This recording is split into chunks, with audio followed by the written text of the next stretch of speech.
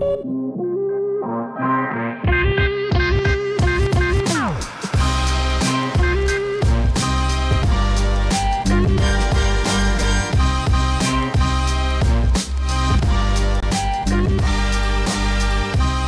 denying that in the world of emulation handhelds, we are bombarded with vast amounts of choices at every price point and performance level. In the space of handhelds equipped with the Unisoc Tiger T618, we have, as of this video, 6 different options combined from Powkiddy, Anbernic, and Retroid, and as someone who owns all 6 of these options, there are definitely ones that I hold in higher regard than others, namely the Retroid Pocket 3 Plus, and more recently the RG405M, which have been my favorites of the bunch. However, something has changed in the past few weeks, and the development community, as they always do, have championed around a device and in many ways have given it a new lease on life. That device happens to be the Anbernic RG505, and it's because of passionate developers like the Gamma Squeeze that I've had a sudden change of heart for a handheld that admittedly has spent most of its days waiting for its moment to shine. So for this video, I wanted to do something a little different and have some fun and give a handheld in my collection a second chance. And I'd love to hear from everyone down in the comments if you've had a similar experience with a handheld that you didn't initially like but ended up going back to it.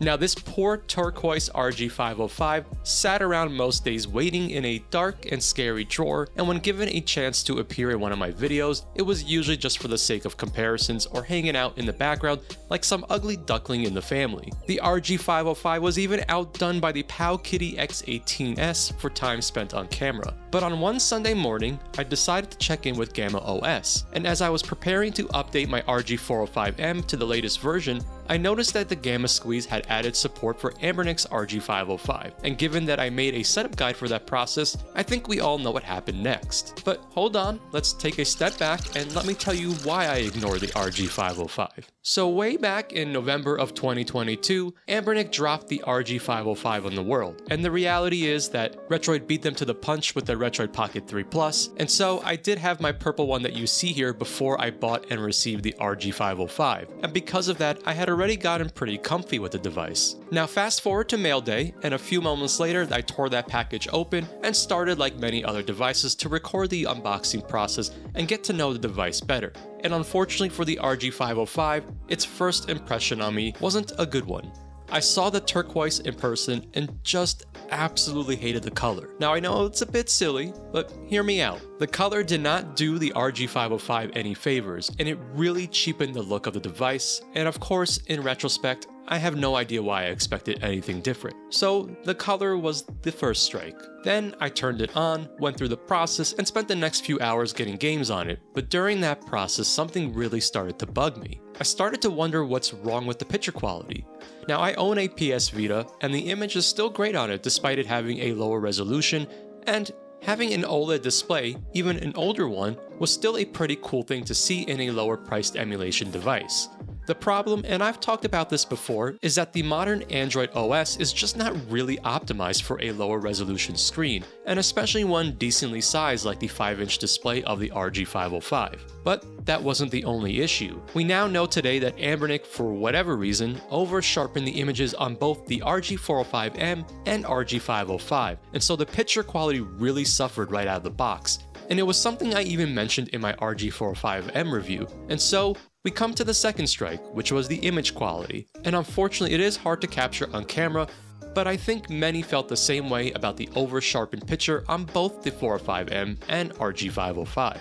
Finally, Anbernic's Android build was the third strike and the final nail in the coffin for the 505. I started to have enough time with the device that I noticed more of the weaknesses of the Anbernic Android build, such as the issue with the L2 and R2 buttons not working properly in certain Android games, just general quirks with the software including random resets, weird bugs, and yet again, it just really left me feeling like I'd rather use the Retroid Pocket 3 Plus for my T618 needs. And so, I tossed the RG505 into my drawer of handhelds and only brought it out when I needed to do comparisons and testing for my videos. And so, this is where we come back to the beginning of my story and return to that faithful Sunday morning where I finally just finished loading GammaOS onto my RG505 and I started to doubt my own sanity because I felt like something about the picture quality was better. So I reached out to the Gamma Squeeze and it was confirmed that the RG505 also suffered from the same issues present with the RG405M. But there's more to that. You see, out of the box, the software experience, as I mentioned, leaves a lot to be desired. And with GammaOS, it's just so beautiful to be able to turn it on and have it launch straight into Daijisho Dark Theme with the specific setting toggled for OLED panels, which is exactly what you want to really show off that OLED screen and the black levels in contrast. Basically, you're properly using software to enhance or bring out the strengths of the hardware, because for many, the OLED display was a selling point for the RG505. In fact, the OLED panel, as many know, came from the Vita, so it shares the same specifications, including the resolution, which means that it has pixel-perfect upscaling for PlayStation Portable games at 2 times the native resolution, and the T618, for the most part, can handle running PSP games that way.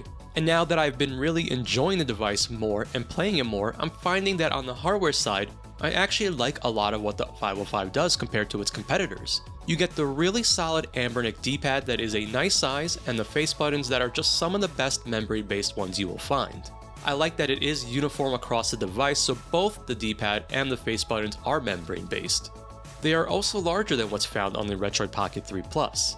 And that's not the only thing that's larger. The battery comes in at 5000 mAh, and with GammaOS, you're talking about some incredible battery life. I personally tested Yoshi's Island using SNES 9X with the brightness turned down to the lowest since it does stay pretty bright, with Wi-Fi and Bluetooth turned off, and volume set to about 30%, and Yoshi's Island lasted over 18 hours. And Gamma Squeeze has also tested battery life and has managed to hit over 20 hours, and so you do get an idea of just how performant the battery can be, again with the right software backing it. And surprisingly, I'm actually liking the inline shoulder buttons. Since the RG505 is a little larger, I find that it is more comfortable for longer playing sessions, whereas I would get a bit cramped on the Retroid Pocket 3 Plus, especially when needing to use the L2 and R2 buttons repeatedly. When it comes to the analog stick placement, I find both to be pretty much identical because of the similar placement. And one last thing about the hardware, I've noticed that the speakers are a bit better because of its downward firing placement versus the Retroid having it on the back. Finally, the RG505 can be one of the better values when shopping around for that T618. In fact, during the Anbernic 618 sale, they had the RG505 on sale for $115 US, which made it one of the best values for a device in its category, namely against the other T618 handhelds. So occasionally we look at a device in a different light and can appreciate it in a different way, and I think this is exactly what happened with me and the RG505. Sometimes we ignore devices for whatever reason, and I think for the most part, the software was the biggest issue with the Anbernic RG505. And now that we have GammaOS and GammaOS Lite, the RG505 can at least ride out into the sunset with a better ending to its story, and become the device it was always meant to be. I've definitely got a soft spot for underdogs, and I'm so glad that we have such a dedicated community that basically motivated me to take another look at a device that spent most of its days collecting dust, waiting to be played. If it weren't for GammaOS, I might have never really taken another chance with the RG505 and give it the time it truly deserved. And I'm glad it happened this way, because now I might have a new favorite, and if you've noticed throughout the video, I have 2 of these RG505s, since I'm really enjoying using it and wanted to get it in the gray. And I figured it was a win-win because this turquoise RG505 will be going to a new home, and so someone else can also enjoy this device. And that about does it for this video. As I mentioned before, definitely let me know if you've had a similar experience with a device. And also, what do you think about the RG505 in general? As always, I am the Retro Tech Dad, and thank you so much for watching.